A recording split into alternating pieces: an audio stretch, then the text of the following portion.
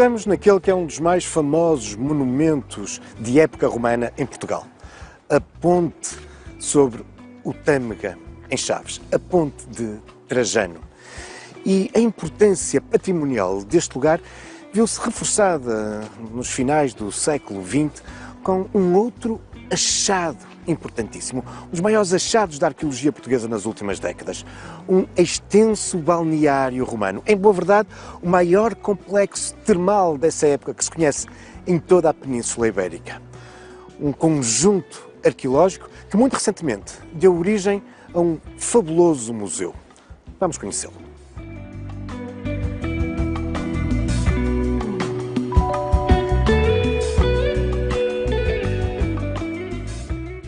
Foi, de facto, na sequência dos trabalhos arqueológicos desenvolvidos no Largo do Arrabalde, em Chaves, entre 2006 e 2015, que, 16 séculos depois, a luz do dia voltou a incidir sobre aquele que é um dos mais extraordinários complexos de águas medicinais do mundo romano. Umas termas que se encontravam ocultas desde a sua trágica destruição nos finais do século IV. As escavações revelaram as estruturas arquitetónicas e hidráulicas originais que, desentulhadas, surpreendentemente retomaram em parte e de um modo natural o seu funcionamento. Mas permitiram também a recolha de um espólio arqueológico muito diverso e significativo. Tendo em conta a importância deste achado, desde logo se pensou na preservação e musealização do monumento. Um desafio difícil, até pelas temperaturas. A água voltou a brotar no local a cerca de 70 graus e pelas condensações. Mas os obstáculos foram ultrapassados e em finais de 2021, o museu, tutelado pela Câmara Municipal de Chaves, abriu as suas portas.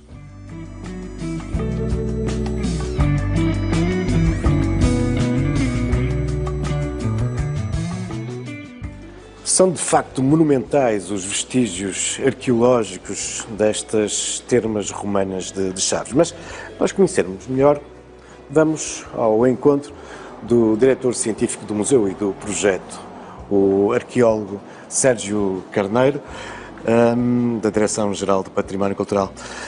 Sérgio, antes de falarmos propriamente aqui dos achados arqueológicos e do museu, vamos contextualizar primeiro, se for possível, um bocadinho do ponto de vista natural e também histórico, isto é, que águas são estas que os romanos vieram aqui a encontrar e que Chaves romana é essa? Porque é que os romanos se implantaram aqui? Se estabeleceram, sim.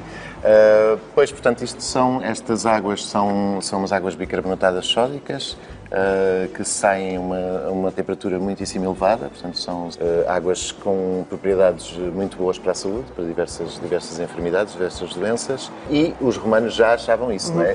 Era um recurso natural que eles prezavam muito, o recurso. Mas são águas termais. De facto muito quentes, elas saem aqui a temperatura? Sim, elas saem, neste momento a temperatura varia, mas a temperatura média que normalmente se atribui às termas de Chaves são quase 70 graus, Uau. Que é uma água muito, muito quente.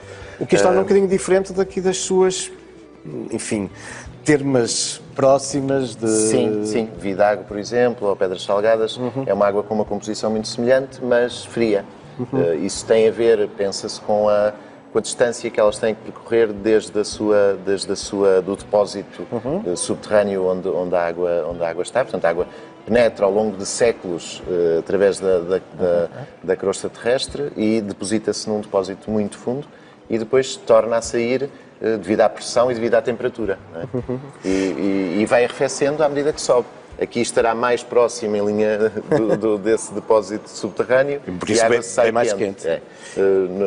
No Vidago e em Pedras Salgadas atravessará mais rochas e é mais mineralizada e mais fria. E não passaram então despercebidas essas águas quentes aos romanos? Não, porque para os romanos, a farmacologia, por exemplo, ainda não estava desenvolvida como está hoje em dia, não é? Portanto, o tratamento das doenças era muito mais apoiado neste tipo de terapias naturais, ao fim e ao cabo, não é? E então as águas termais são muito boas para, por exemplo, para curar fraturas, para curar doenças e problemas derivados da guerra, não é? A guerra clássica era uma guerra onde havia muitas fraturas, Claro. Não havia tiros, era a espadeirada, digamos. E as guerras que me levam então ou seja, para me explicar como é que Chaves aparece neste mundo romano. Sim, portanto, a Chaves localiza-se na via 17, não é? A via que é uma via de penetração no interior, A primeira, uma via mandada fazer por Augusto, no âmbito das guerras cântabras, que é o último grande esforço militar para o domínio total da Espanha. E ao longo dessa estrada, portanto, a estrada não foi logo construída, não apareceu do nada, não é? Os exércitos foram avançando, foram construindo e foram reconhecendo os recursos naturais, que eram muito importantes depois para a fixação das populações. Aliás, essa estrada tem como grande objetivo chegar às Minas de Ouro, às claro, Minas de Ouro na Quintana, não é? exatamente. E, portanto, e mesmo aqui na região de Chaves já temos várias jazidas de auríferas que eram exploradas e de estanho, que era muito importante também na altura. E portanto, eles iam reconhecendo os recursos naturais e, para além do mais, temos um outro fator que é esta veiga fantástica do Rio Tâmega, que são terrenos extremamente férteis. E provavelmente, isto já é um pouco especulativo, mas temos indícios claros de que houve uma centuriação, que era uma divisão da veiga em lotes, digamos, e que esses lotes provavelmente seriam atribuídos aos veteranos, não é? Aos veteranos do Exército. Então começam aqui a fixar-se. Exato, e fixam-se aqui precisamente porque têm, para além de tudo mais, estas termas fantásticas que servem para se curarem e para usufruírem deste... Sim, porque além de um balneário normal, digamos assim, tão tradicional no mundo romano, tinha de facto esta componente medicinal. Terapêutica, exatamente. É.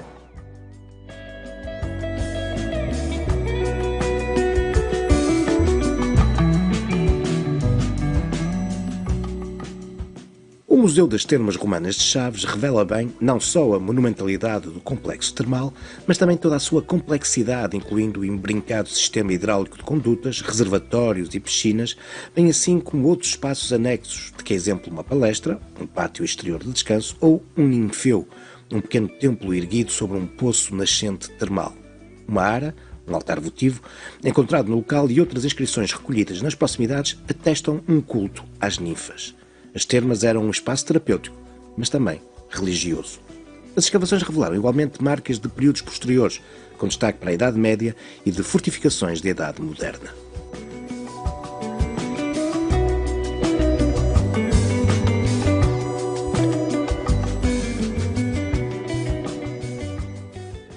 Bom, são com efeito vestígios impressionantes. Mas diz-me, até ao final do século XX, totalmente desconhecido. Sim. Como é que isto surge? Portanto, houve um projeto para a construção de um parque de estacionamento subterrâneo e, como em todas as obras aqui no Centro Histórico de Chaves, começou-se por fazer sondagens arqueológicas prévias e numa dessas sondagens apareceu água quente e vestígios romanos. Pronto, era um indício de que estaríamos muito provavelmente perante as termas romanas de Chaves. O projeto do parque de estacionamento foi abandonado, ele depois mais tarde veio a ser construído num outro sítio da cidade e avançou-se já com a ideia de fazer a musealização do espaço. Claro, sempre ainda sem saber o que é que cá estava de facto. Sim, se calhar a ideia era, umas termas. Exatamente. E não as maiores termas da Península Ibérica. Mais impressionantes, pois. Sim, incrível. Mas para lá das estruturas surgiu muito espólio também, sim, não é? Sim, muito espólio e muito num estado de conservação muito particular e muito bom. Portanto, nós temos aqui elementos em madeira, elementos em cestaria, metais perfeitamente conservados. Pois é, isso tudo dizer, graças às águas. Pois é isso que eu ia dizer, graças à água que permitiu conservar. E ao processo do sítio, não é? O processo tafonómico, digamos, o processo em que se constrói a estratigrafia, a realidade arqueológica. O que aconteceu aqui foi que, em finais do século IV, há o desabar de uma imensa abóbada com 10 metros de altura que cobria toda esta área. E selou tudo. Inclusive, uma mulher e um adolescente que estariam a tomar banho e, portanto, nós encontramos os vestígios devidos. Ou seja, eu sei que que vocês descobriram qual foi a causa do abatimento. Sim, portanto, houve um sismo, não é? Nós temos evidências ao nível das fraturas das diferentes camadas de tijolo em certas partes do edifício, ondulações no pavimento, que são indícios muito fortes de que estamos perante um sismo, não é?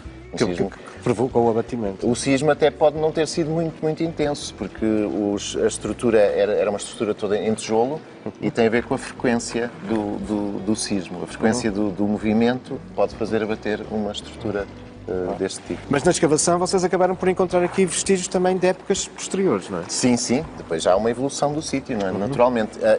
Lá está. Esses níveis romanos de finais do século IV ficam selados apenas aqui na piscina e nas condutas, não é? O resto tem evolução, o resto tem... Há reaproveitamento de pedra, que aliás, onde nós estamos a caminhar neste momento era o muro exterior deste edifício da piscina, não é?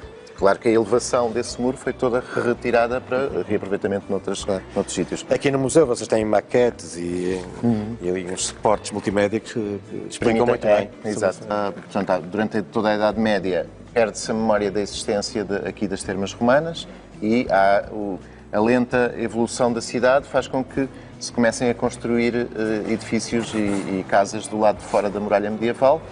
E aqui começa a surgir um arrabalde, não é? Um arrabalde que neste caso seria vocacionado para a ferraria, os ferreiros, não é?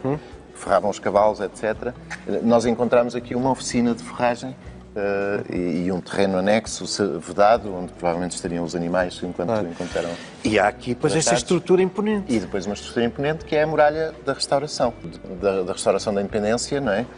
Há a necessidade de reforçar toda a linha de fronteira, não é? Toda a raia. E, sobretudo aqui, que é uma raia seca, onde a permeabilidade é muito maior, não é?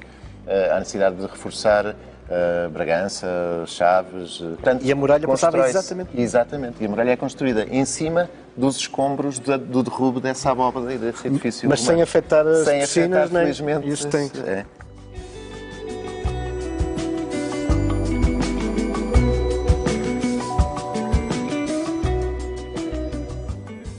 Edificado no século I d.C., o complexo termal de Chaves vem, desde muito cedo, sublinhar a importância que os romanos conferiram a este local, uma das mais importantes cidades da província da Galécia, onde ergueram também uma barragem, um aqueduto e uma importante ponte, edificada entre os finais do século I e os inícios do II. Aos férteis terrenos da veiga cruzada pelo Tâmega e afluentes, juntava-se a importância destas águas e destes banhos que curavam e que deram o nome à povoação, Aqua Flávia. Aqua era um prefixo que os romanos atribuíam às cidades termais.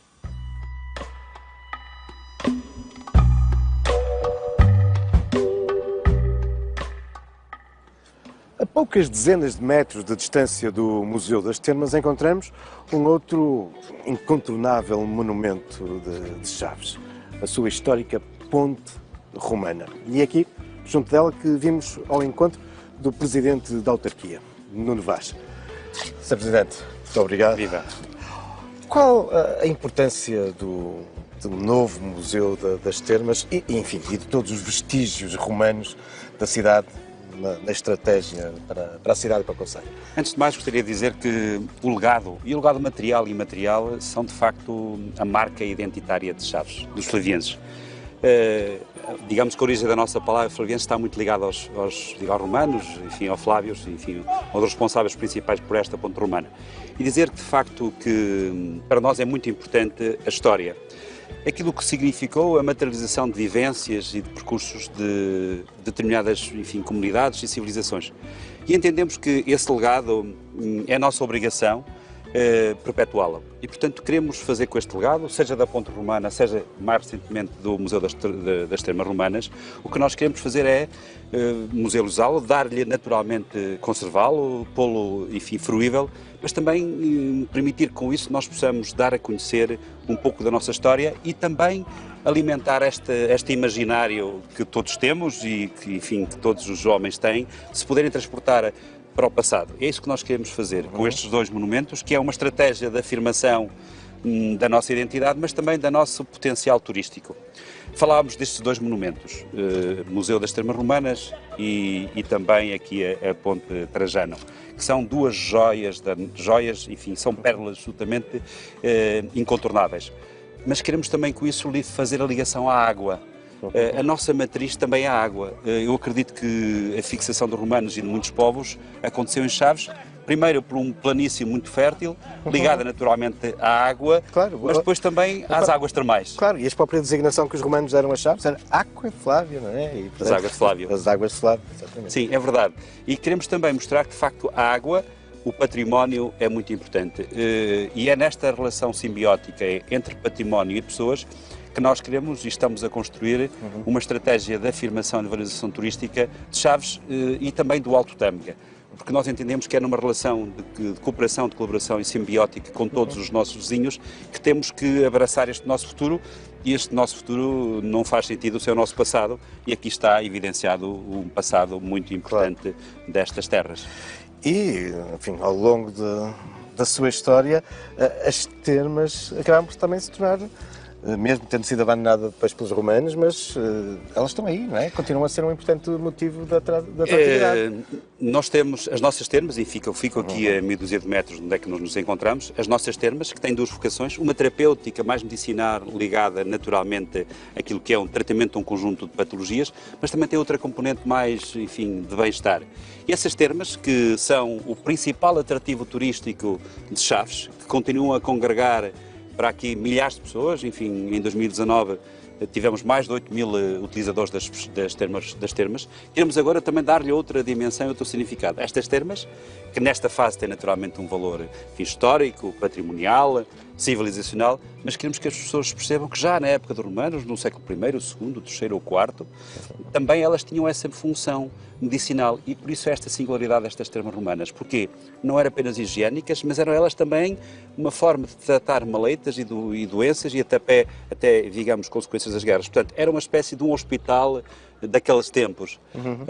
E por isso as termas são para nós absolutamente essenciais.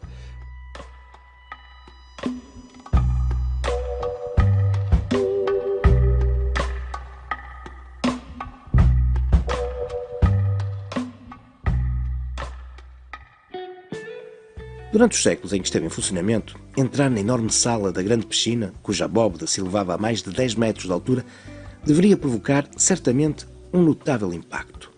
Descendo os degraus e entrando na água, deparava-se com uma profundidade que ultrapassava 1,60 m. A poucos metros, uma outra piscina, embora mais pequena, apresentava-se mais funda e com água bem mais quente. As paredes estavam decoradas, incluindo nichos com esculturas.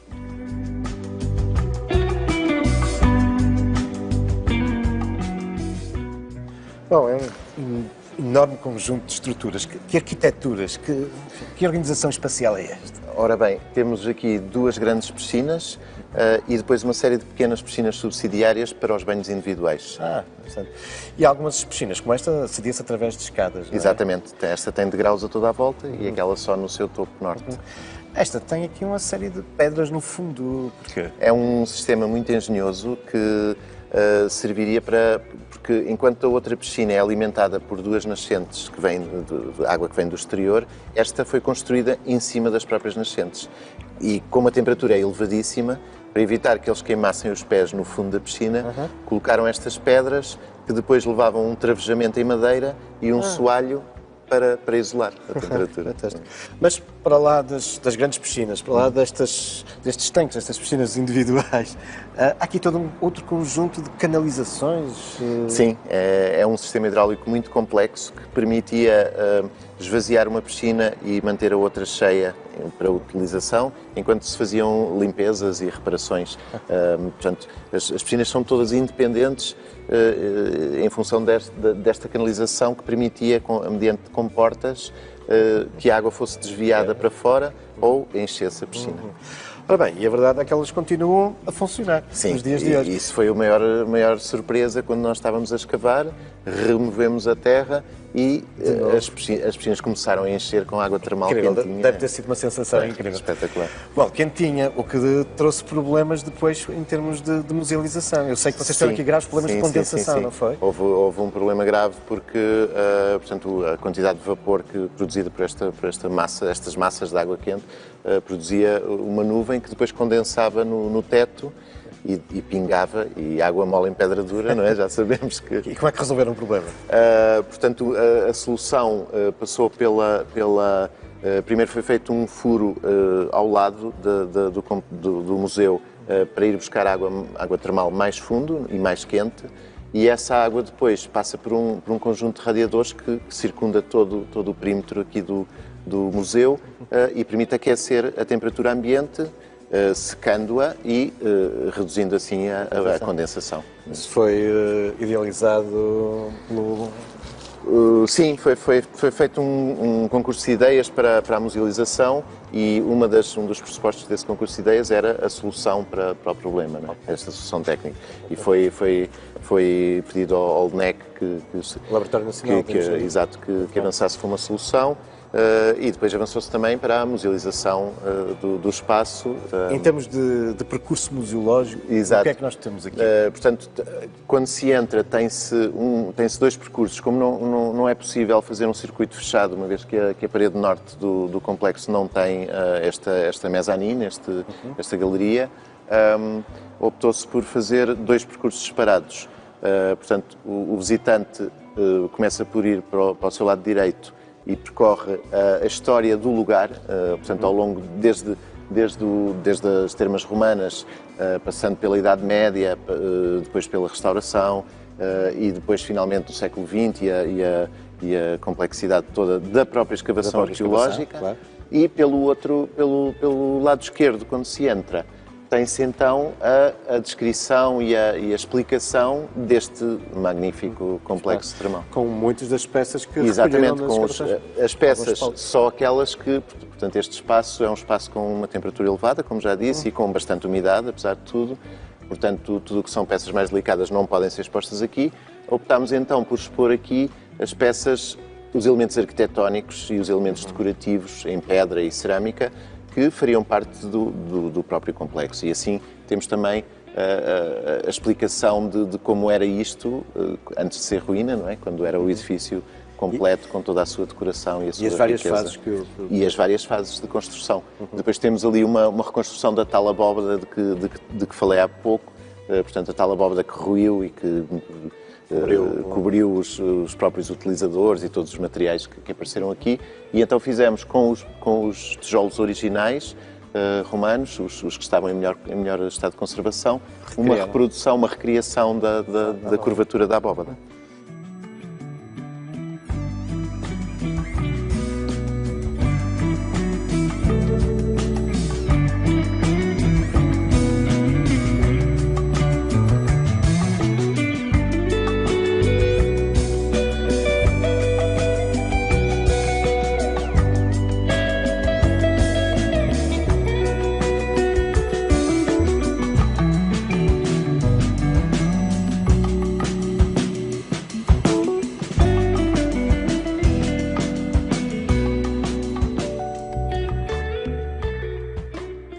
Durante cerca de 300 anos, entre o século I e o século IV depois de Cristo, as águas termais de Chaves tiveram um enorme protagonismo. Elas foram mesmo fundamentais para o desenvolvimento dessa grande povoação romana, Aqua Flávia. Mas, 2000 anos depois, vivemos de novo um momento de grande protagonismo destas águas terapêuticas. Desde os finais do século XIX, que elas são o principal motivo da atração turística de Chaves. Mas um potencial em torno de águas que se adivinha também para o futuro.